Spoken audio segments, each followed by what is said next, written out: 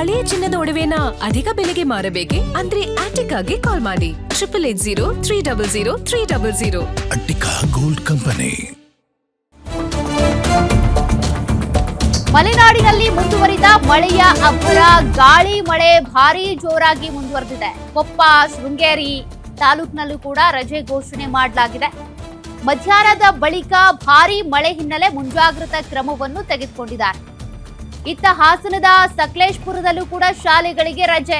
ಇನ್ ಹಾಸನ ಅಂದ್ರೆ ಕೇಳ್ಬೇಕಾ, ಈ ಭಾಗದಲ್ಲಿ ಗಾಳಿ ಮಳೆ ಜೋರಾಯ್ತು ಅಂದ್ರೆ ಗುಡ್ಡ ಕುಸಿತದ ಆತಂಕ ಇದ್ದೇ ಇರುತ್ತೆ.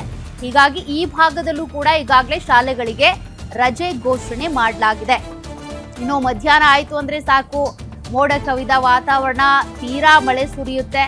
ಹೀಗಾಗಿ ಮಲೆನಾಡಿನಲ್ಲಿ ಅನೇಕ ಶಾಲಾ ಕಾಲೇಜುಗಳಿಗೆ ಈಗಾಗಲೇ ರಜೆ ಘೋಷಣೆ ಆಗಿದೆ. ಕೊಪ್ಪ, ಶೃಂಗೇರಿ ತಾಲೂಕಿನಲ್ಲೂ ಕೂಡ ರಜೆ ಘೋಷಿಸಿದ್ದು, ಮತ್ತೊಂದು ಕಡೆ ಸಕಲೇಶಪುರದಲ್ಲೂ ಕೂಡ, ಹಾಸನದ ಸಕಲೇಶಪುರದಲ್ಲೂ ರಜೆ ಘೋಷಣೆ ಮಾಡಿದ್ದಾರೆ. ಮಧ್ಯಾಹ್ನದ ನಂತರನೇ ಭಾರೀ ಗಾಳಿ ಮಳೆ ಆಗೋದು. ಹೀಗಾಗಿ ಸದ್ಯ ಹವಾಮಾನ ಇಲಾಖೆಯ ಮುನ್ಸೂಚನೆಯ ಪ್ರಕಾರ ಒಂದಷ್ಟು ಜಿಲ್ಲೆಗಳಲ್ಲಿ ಈಗಾಗಲೇ ರೆಡ್ ಅಲರ್ಟ್ ಘೋಷಣೆ ಮಾಡೋದಿರ್ಬೋದು, ಶಾಲಾ ಕಾಲೇಜುಗಳಿಗೆ ರಜೆ ಘೋಷಣೆ ಮಾಡೋದಿರ್ಬೋದು, ಮತ್ತೆ ಬಿದ್ದಂಥ ಮರಗಳನ್ನು ತೆರವು ಕಾರ್ಯಾಚರಣೆ ಮಾಡೋದಕ್ಕೆ ಸಂಬಂಧಪಟ್ಟಂತೆ ತಯಾರಿ, ಹೀಗೆ ಎಲ್ಲ ರೀತಿಯ ಒಂದಷ್ಟು ಸಿದ್ಧತೆಗಳನ್ನು ಆಯಾ ಜಿಲ್ಲೆಯ ಜಿಲ್ಲಾಡಳಿತ ಮಾಡಿಕೊಳ್ತಾ ಇರೋದು.